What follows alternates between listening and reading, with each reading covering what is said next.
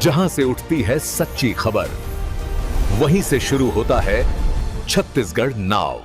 नमस्कार, मैं ज्योति और आप देख रहे हैं छत्तीसगढ़ नाउ डिजिटल। शहर के सबसे व्यस्त और महत्वपूर्ण इलाके में से एक बाजीराव पारा में भारी वाहनों की लगातार आवाजाही को लेकर मोहल्ले वासी बेहद नाराज है। इस क्षेत्र में ट्रैक्टरों और अन्य भारी वाहनों की आवाजाही प्रतिबंधित होने के बावजूद अब भी जारी है, जिससे स्थानीय लोगों की रोजमर्रा की जिंदगी प्रभावित हो रही है। एक सप्ताह पहले ही वित्त मंत्री और रायगढ़ विधायक ओपी चौधरी को ज्ञापन देकर इस क्षेत्र में भारी वाहनों की आवाजाही पर रोक लगाने की मांग की गई थी। इसके बाद वित्त मंत्री ने जिला प्रशासन को गश्त बढ़ाने के निर्देश दिए। विभाग ने कुछ दिनों तक इस पर कार्रवाई की, लेकिन हाल ही में ट्रैक्टरों की आवाजाही फिर से शुरू हो गई है। मोहल्ले वासियों का कहना है कि यह क्षेत्र शहर को जोड़ने वाला एकमात्र मार्ग है।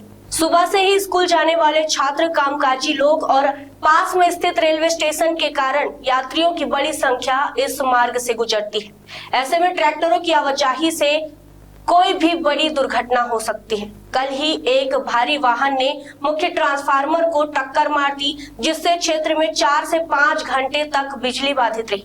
वार्ड पार्षद ने चेतावनी दी है कि यदि ट्रैक्टरों की आवाजाही पर नियंत्रण नहीं पाया गया तो मोहल्ले वासी चक्का जाम करने के लिए मजबूर होंगे।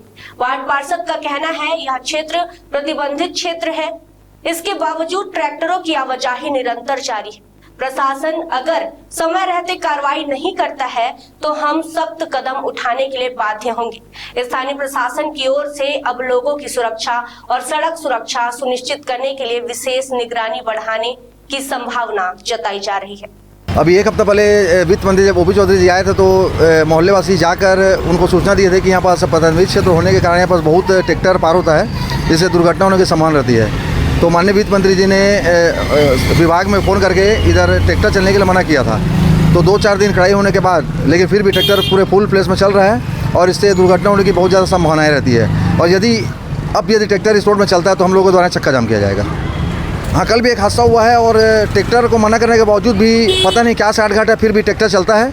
और कल से यदि हम लोगों को इस रोड में ट्रैक्टर दिखा तो हम लोगों द्वारा कल ही चक्का जाम कर दिया जाएगा। मेरी जानकारी में 2002-01 से ये क्षेत्र भारी गाड़ियों के लिए प्रतिबंधित किया गया था तत्कालीन एसडीएम के द्वारा, और बावजूद उसके कुछ समय तक प्रतिबंध स्थापित रहा, कायम रहा।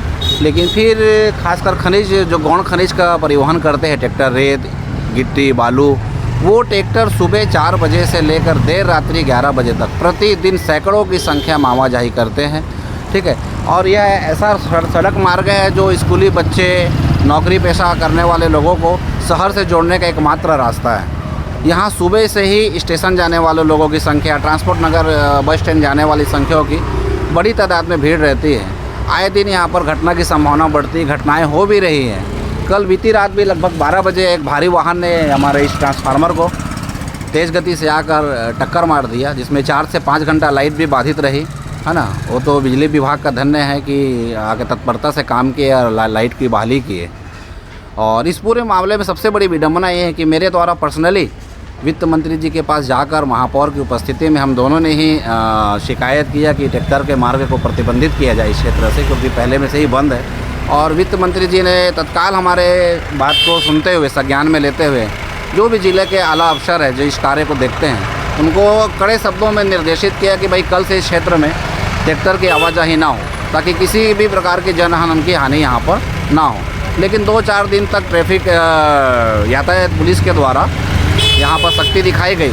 उसके बाद फिर वही ढालमेल रवैया यातायात विभाग का, और बड़ी संख्या में ट्रैक्टर की आवाजाही हो रही है ना। बड़ी घटना की आशंका बनी हुई है और मैं स्पष्ट शब्दों पे कहना चाहता हूँ कि इसकी पूरी जिम्मेदारी शहर यातायात विभाग की है।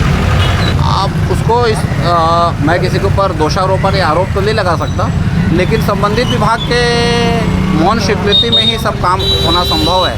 अदरवाइज़ हमारे मंत्री जी के निर्देश के बाद, प्रशासन के दिशा निर्देश के बाद अगर यहाँ गाड़ियाँ चल रही हैं तो जनता सब समझती है कि क्या मामला है करके। शासन ने इस रोड को प्रतिबंधित कर रखा है, फिर भी ट्रैक्टर अवैध मुरुम, गिट्टी, रेत लेके चलते रहती हैं और इस पर तत्काल रोक लगना चाहिए। परेशानी भी होती है, कभी और हाँ, एक्सीडेंट हो जा रहे हैं। और तरह तरह के दुर्घटनाएं भी हो रही हैं, खंभे टूट रहे हैं, कभी एक्सीडेंट का भी डर है, बच्चे खेलते रहते हैं, आने जाने वाले राहगीरों को भी दुर्घटना का भय रहता है। अतः शासन इस बारे में कार्रवाई करके तत्काल इसको प्रतिबंधित करे। छत्तीसगढ़ नाउ हर पल आपके साथ।